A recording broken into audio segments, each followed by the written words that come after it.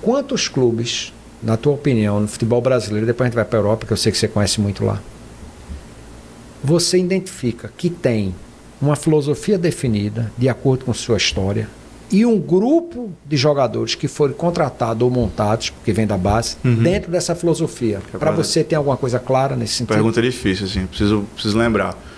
Cara, assim, quando a gente... Só uma coisa que eu acho que é importante mencionar. A filosofia do clube, a identidade do clube, ela precisa estar expressa no modelo de jogo do treinador. Sim. Ou seja, a maneira como o treinador pensa o jogo, os jogadores que ele quer que executem aquilo que ele acha que é o melhor para a equipe, precisa estar coadunado com a história, com a filosofia do treinador. E às vezes isso parece papo balela, parece papo muito teórico, mas na prática a gente tem vários exemplos que eu posso citar. Então o Corinthians, por exemplo, em determinado momento da história, passou uma equipe que se dava bem, que culturalmente estava ligado com a torcida, de jogar no bloco mais baixo, de sair em transição. O Corinthians começou a ter muito aquele 8 que pisa na área, Paulinho, Elias, Edenilson, Jusilei. Então ele começou a ter muito jogador do mesmo perfil que era... que fazia sentido para o modelo de jogo, que fazia sentido para a torcida. Então, talvez, se aquelas mesmas ideias em outros clubes, no Flamengo, por exemplo, que é uma torcida mais exigente, que quer que a equipe tenha sempre posse, jogue mais, provavelmente não daria certo. Então, isso não é filosofia. Isso está descrito na prática. Quando a gente olha para as equipes, quando a gente olha para o modelo de jogo do treinador, a gente consegue ver ligação ou não com a identidade, com o DNA daquele clube. Então, isso é uma coisa muito, muito importante que seja dito. Isso é mutável? Sim, né? Isso não é uma coisa petrificada, né? Na medida que a torcida, a instituição vai tendo novas experiências, isso vai mudando. Ou seja, talvez o Corinthians nem sempre tenha sido assim, né? No exemplo que eu dei, nem sempre tenha sido a equipe que joga em bloco baixo e sai em transição. Mas em algum momento eles experimentaram isso, se deu certo, e se veio uma dinastia de Mano, de Tite, de Carrilho, e todos esses perfis de treinador foram dando certo lá. Então... quando me pergunta assim, no Brasil, eu tenho algumas equipes que me vêm de cara, assim.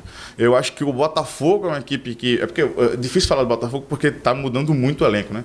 Mas o Botafogo do ano passado era uma equipe muito ligada com a história do clube. A torcida do Botafogo... torcida do Botafogo que me corrige aí. Mas parece ser uma equipe que um clube que é menos paciente em relação a maneira como eu gosto que a equipe seja vertical, gosto que a equipe seja mais agressiva. Mais aguda. Mais aguda. Então, já... O Flamengo cadencia mais. Cadencia mais. Por exemplo, o Flamengo tem que ter a figura do 10. Então, faz parte da cultura do clube. Quando a gente olha para o Flamengo hoje, a gente vê o Arrascaeta ocupando essa posição, que um dia foi do Zico, não estou comparando o atleta, tá? Só para deixar claro. Um dia foi do Zico, outra vez foi do Petkovic, e hoje é do Arrascaeta, por exemplo. Então, o Botafogo do ano passado me parece alinhado. Esse ano, as contratações me parecem caminhar no mesmo sentido. Se vai dar certo ou não é outra história. O Flamengo, eu acho que é uma equipe também que... Identificado quando eu olho para Gerson. Cara, eu acho o Gerson, por exemplo, muito parecido com o Geraldo. Um meio que jogou no Flamengo na década de 60 ali, 70. Isso. Que eu acho que quando eu olho para o Gerson, eu lembro do Geraldo. Assim, são muito parecidos para mim. Então, acho que o Flamengo tem essa identificação. Cara, o Corinthians também. Acho que o Corinthians tem hoje uma equipe... Com curiosidade do Corinthians, aquele grande Corinthians de Vampeta, Rincon, Ricardinho, Marcelinho Carioca, que hora teve Luizão, né, na frente, mas enfim, jogava no 4-4-2 losango. E a equipe do Corinthians hoje joga no 4-4-2 losango, com Ranieri, Carrilho, Martinez ou Martinez, né? O Garro, Depay e Yuri na frente. Então tem ali uma ligação com o historial do clube. E ao mesmo tempo todo mundo pega. E compete pra caramba. Jogo contra o Santos agora no Paulistão, os caras, bizarro que fizeram com o Neymar. Competiram muito, enfim. Mas assim, os três que me vêm à cabeça assim, são esses, assim, Botafogo, Flamengo e Corinthians. Assim. Eu acho que o Palmeiras, poderia citar também, é uma equipe que está construindo um lastro importante da sua identidade agora, nos últimos 5 anos, com o Abel. Porque se a gente olhar para o Palmeiras historicamente, o Palmeiras de hoje não conversa com o Palmeiras histórico, com as equipes da década de 90, campeão da Libertadores, né? Palmeiras de Djaminha, Rivaldo, enfim. E muito menos Miller, ainda com o passado. E quando a gente vai para... Que era muita técnica, todas as duas. Ademir, para as academias, né?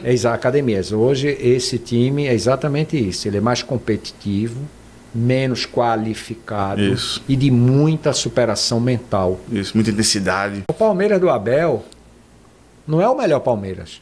mas é um dos maiores vencedores. Então, assim, quem sou eu para dizer se está certo ou errado, né? Eu concordo com isso. Ele não é o mais vistoso, mas ele é um time que você olha para aquele time, você acredita que aquele time pode ganhar o jogo. Eu acho que é uma coisa que a gente tem no Brasil, que vai muito nessa linha do que tu falou do Atlético, é sobre impacto. Ou seja, o Flamengo do Jorge Jesus, só para pegar um exemplo de uma equipe, Claro. ela tem um impacto muito maior do que muitas equipes que venceram antes. Sim. Então é muito mais sobre isso, quando a gente está falando sobre mudar a cultura de um clube, o DNA de um clube, é sobre impacto. Eu acho que esse período do Abel no Palmeiras é um período muito impactante, que vai deixar traços na cultura do clube. Talvez a gente olhe para daqui a 50 anos para o Palmeiras e já tenha uma visão muito mais parecida com aquilo que é hoje do que era na academia, por exemplo. Talvez o Palmeiras seja visto daqui a 50 anos como um clube de intensidade, de competir, de ganhar a primeira e segunda bola, e não seja mais justo como uma equipe que joga, de criar grandes jogadores. Isso a gente talvez esteja vendo a história do clube ser escrita agora. É muito sobre impacto, assim. Eu acredito muito nessa linha.